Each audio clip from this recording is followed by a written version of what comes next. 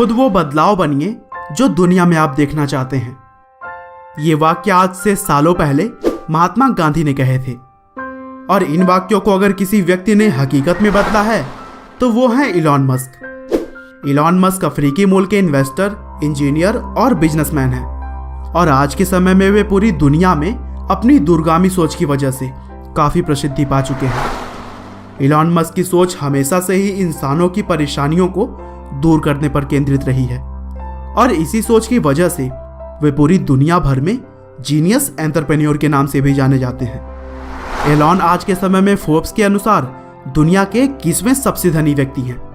लेकिन दोस्तों, कोई भी व्यक्ति जन्म से अमीर नहीं होता। इस पायदान पर पहुंचने के लिए उसे ना जाने कितनी मेहनत करनी पड़ती है। ठीक उसी तरह ही इलॉन मस्क ने भी बचपन से ही काफी मेहनत की, और बहुत सारे संघर्षों के बाद आज वे लाखों युवाओं के लिए एक इंस्पिरेशन बन चुके हैं। तो चलिए दोस्तों, इलॉन मस्क के इस मोटिवेशनल लाइफ जर्नी को हम शुरू से जानते हैं। तो दोस्तों, कहानी की शुरुआत होती है आज से करीब 46 साल पहले से, जब साउथ अफ्रीका के प्रिटोरिया शहर में 28 जून 1971 को इलॉन मस्क का जन्म हुआ। उनके पिता का नाम एरोल मस्क था, और वे एक इंजीनियर होने के साथ साथ एक पायलट भी थे। और उनकी माँ का नाम मेई मस्क था, जो कि एक मॉडल और डाइटिशियन थी। इलॉन मस्क बचपन से ही पढ़ने में काफ़ी दिलचस्पी रखते थे, और हमेशा ही किताबों के आसपास देखे जाते थे।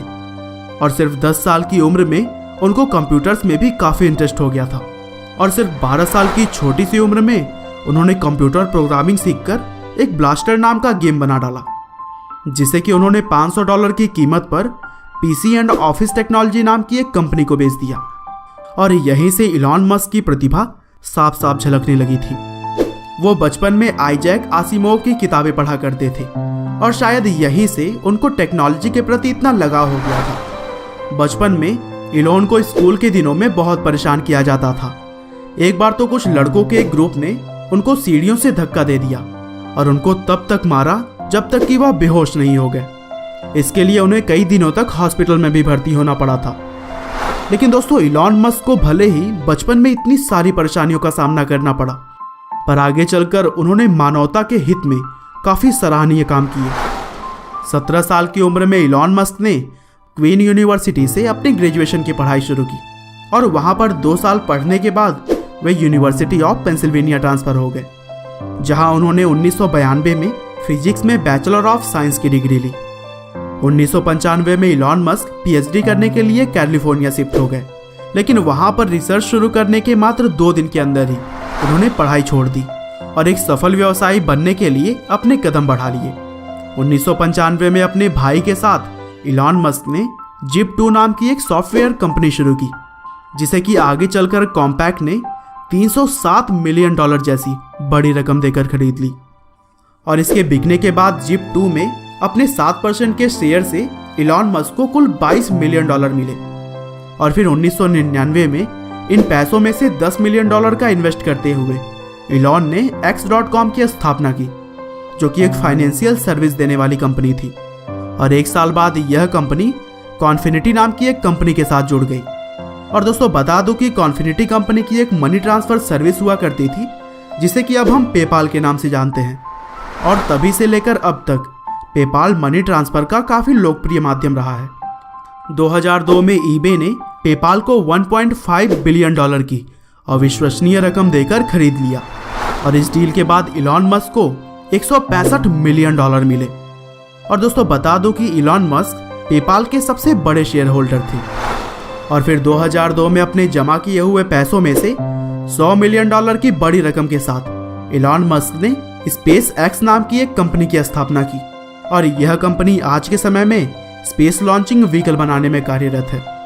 और मस्क ने एक इंटरव्यू में बताया कि 2030 तक वे इंसानों को मंगल ग्रह पर बसाने की पूरी तैयारी में है। 2003 में इलॉन मस्क ने 2 लोगों के साथ मिलकर टेस्ला इंक नाम की एक और कंपनी की शुरुआत की, और 2008 के बाद से ही वे टेस्ला के सीईओ के तौर पर काम कर रहे हैं। और दोस्तों, शायद आपको तो पता ही होगा कि टेस्ला की खासियत इसकी लाजवाब इलेक्ट्रिक कार्स हैं। और फिर 2006 में मस्क ने अपने कज़न की कंपनी सोलर सिटी को फाइनेंशियल कैपिटल मुहैया करवाकर इसे शुरू करने में अहम रोल अदा किया। और फिर 2013 में सोलर सिटी यूनाइटेड स्टेट में सोलर पावर सिस्टम मुहैया कराने वाली दूसरी सबसे बड़ी कंपनी बन गई। और फिर आगे चलकर 2016 में टेस्ला इंक ने सोलर सिटी को अपने अंतर्गत ले लिया और आज के समय में सोलर सिटी पूरी तरह से टेस्ला इंक के अंतर्गत ही काम करती है। दिसंबर 2015 में इलॉन मस्क ने एक आर्टिफिशियल इंटेलिजेंस रिसर्च कंपनी की शुरुआत की जिसका नाम ओपन एआई रखा गया, जिसके तहत वो मानवता के लिए आर्टिफिशियल इंटेलिजेंस को फायदेमंद और सुरक्षित बनाना चाहते हैं। 2016 में इलॉन मस्क न्यूरालिंक नाम की एक कंपनी के को-फाउंडर बने और यह कंपनी आर्टिफिशियल इंटेलिजेंस और ह्यूमन ब्रेन को जोड़ने के काम में लगी हुई है। तो कुल मिलाजुलाकर दोस्तों देखा ना आपने, एलॉन मस्क किस तरह से अलग अलग तरह के बहुत सारे कामों में लगे हुए हैं और इस बात से उन्होंने साबित कर दिया है कि उनके जैसा सोच रखने वाले व्यक्ति ही कुछ बड़ा कर पाते हैं। वैसे तो आज वो एक जानी मानी हस्ती हैं और दुनिया भर में नाम कमा चुके हैं, लेकिन उनका मानना है कि दुनिया में अभी भी बहुत सारी ऐसी चीज़ें हैं जिसे कि बेहतर करके मानव के हितों में काम किया जा सकता है। उम्मीद है कि आपको इलॉन मस्क की यह लाइफ स्टोरी ज़रूर पसंद आई होगी। आपका बहुमूल्य समय देने के लिए बहुत बहुत धन्यवाद।